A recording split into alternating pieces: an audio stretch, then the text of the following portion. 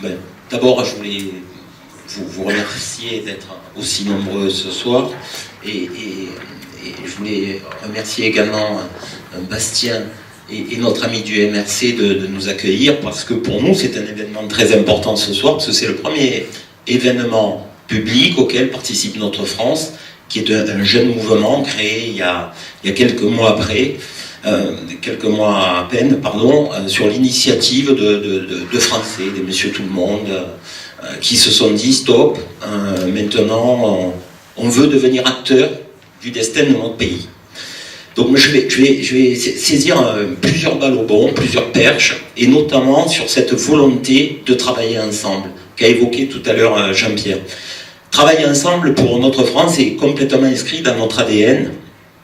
Pourquoi ? Parce que c'est pas en s'enfermant dans des radicalités, dans des dogmes, dans des idéologies qui deviennent des religions que nous trouverons les solutions et les moyens qui sortiront notre pays et nos concitoyens de l'ornière dans laquelle ils sont.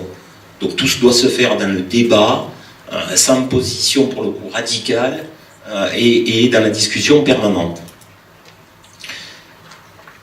Nous devons chercher des moyens et des solutions. J'ai beaucoup d'espérance pour la France, parce que l'espérance a des forces. Elle a des forces, et la première d'entre elles, c'est sa langue. La France a les moyens de retrouver la place qu'elle n'aurait jamais dû perdre grâce à un de ses éléments forts, qui est tout simplement notre langue.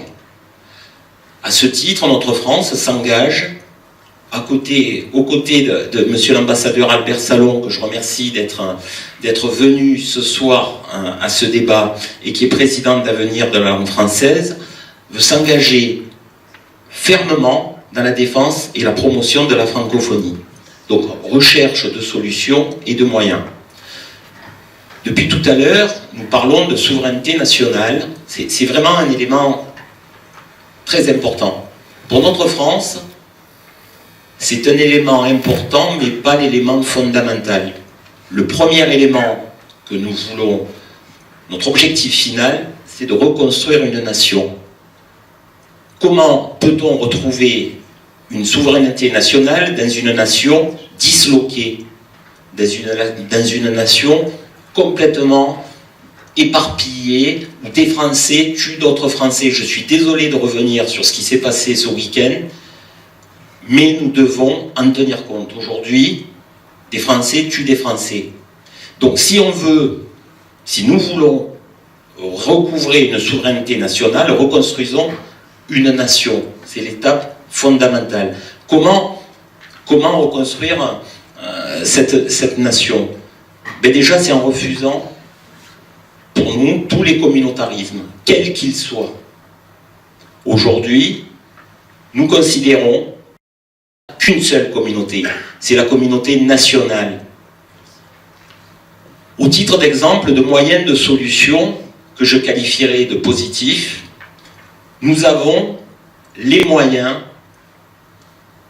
de donner un exemple à la jeunesse française qui est complètement désœuvrée, parce qu'aujourd'hui on ne lui propose plus rien.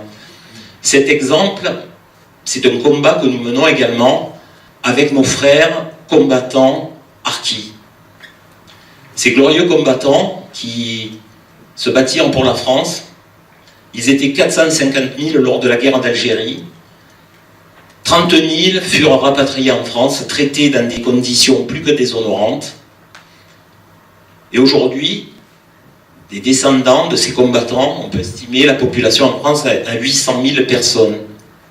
J'ai envie qu'on s'appuie sur cet exemple-là pour commencer à reconstruire notre nation, dans un but de refédérer, sans stigmatiser telle ou telle catégorie de la population. Ça, c'est un de nos combats. Comment reconstruire une nation?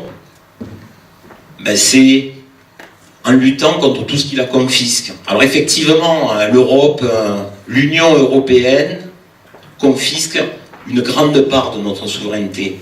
Mais j'ai envie de poser des questions. Est-ce que quelqu'un dans cette salle peut garantir à 100% qu'un Frexit une sortie de l'euro ne ruinerait pas la population française qui souffre déjà? Je ne sais pas, je me pose des questions. L'Europe, c'est vrai, est un frein à notre souveraineté nationale. Mais n'est-ce pas l'Europe qui a donné des grands succès comme Airbus, comme Ariane?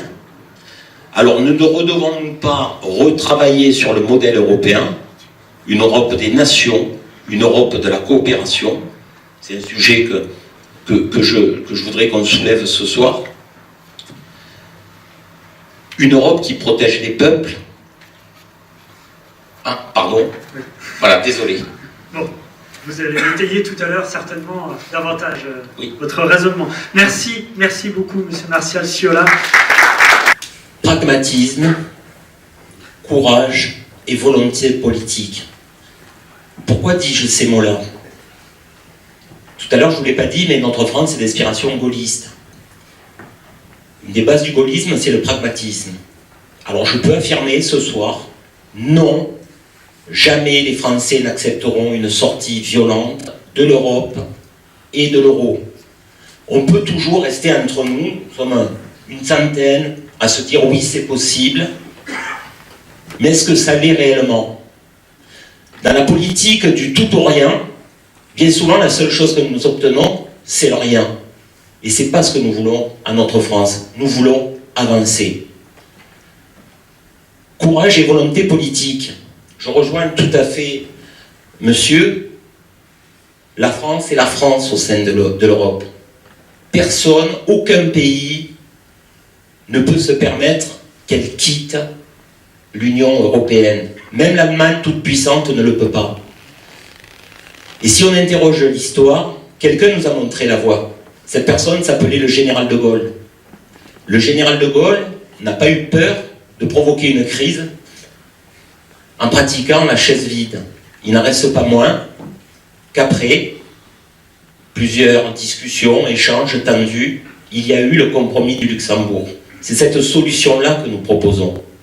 C'est la voie moyenne pour arriver à notre but, et je vous rejoins, je crois que là nous sommes tous d'accord autour de la table, une Europe qui protège les peuples, mais qui ne les étrangle pas financièrement, avec la directive, par exemple, des travailleurs détachés, toute forme de dumping social, la mise à genoux de peuples comme la Grèce, et bientôt d'autres, certainement. Mais ce que j'ai envie de redire, c'est pragmatisme, courage et volonté politique. Merci, Monsieur Siola.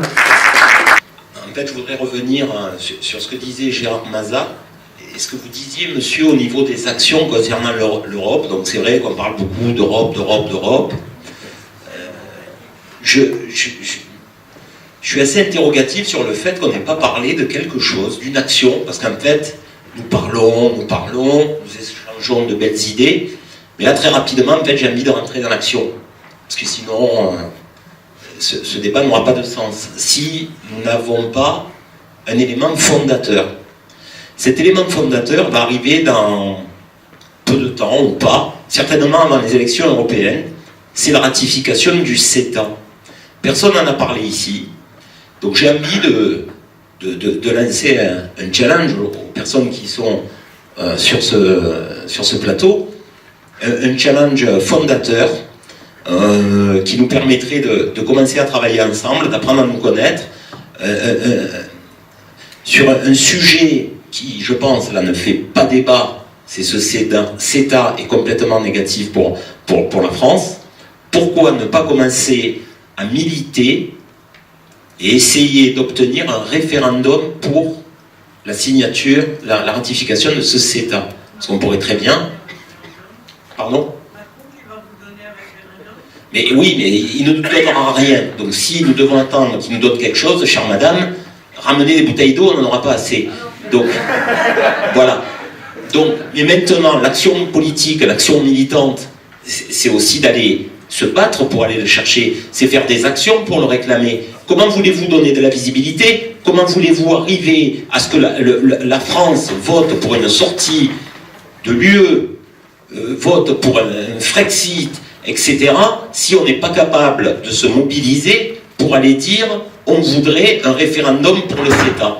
Si on n'est pas capable de faire ça, madame, ben, autant en remballer et rentrer chez nous. En 2005, on a dit non. En 2008, on nous a obligés à revenir sur notre référendum. Et vous croyez aujourd'hui que ça va changer? Je vous dis que c'est un moyen de nous mettre en mouvement.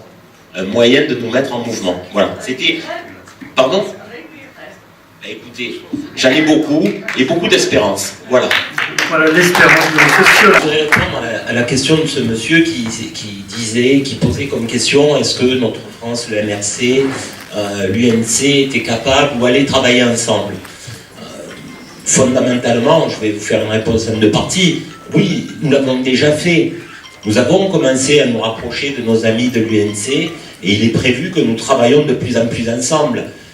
Il serait complètement illusoire que de s'enfermer dans des dogmes, dans des idéologies qui deviennent des religions, nous permettrait d'arriver à un quelconque résultat. Ça serait illusoire. Alors je vais le dire, parce que je suis gaulliste et je dis ce que je pense. Parler pour parler, ça ne m'intéresse pas. J'aime l'action, j'aime le résultat. Et pour ça, il faut des voies réalistes, avec des objectifs atteignables. Donc soit, comme le disait monsieur, nous arrivons à trouver des points d'ancrage en faisant fi de ce qui nous divise, et là nous pourrons travailler ensemble, ou alors, ça ne sera pas possible. Et ensuite, si vous permettez, je voudrais répondre à la question, à un point qu'a soulevé le deuxième intervenant. C'est vrai, vous avez raison, monsieur, nous n'avons pas parlé de notre atout numéro 1, qui est la francophonie. Et c'est un véritable levier sur lequel nous devons nous appuyer. Parce que le chiffre, le nombre de locuteurs qui va aller sans cesse grandissant est un poids, un levier pour la France qu'il ne faut pas sous-estimer. Donc, c'est pas l'objet, mais j'aurais bien aimé que notre ami Monsieur Salon intervienne à ce sujet. C'est peut-être un peu tard, peut-être veut-il dire un mot, si vous le permettez, monsieur. Là, c'est vraiment le dernier tour, pardon. D'accord, ok, voilà. bon, très bien. Voilà.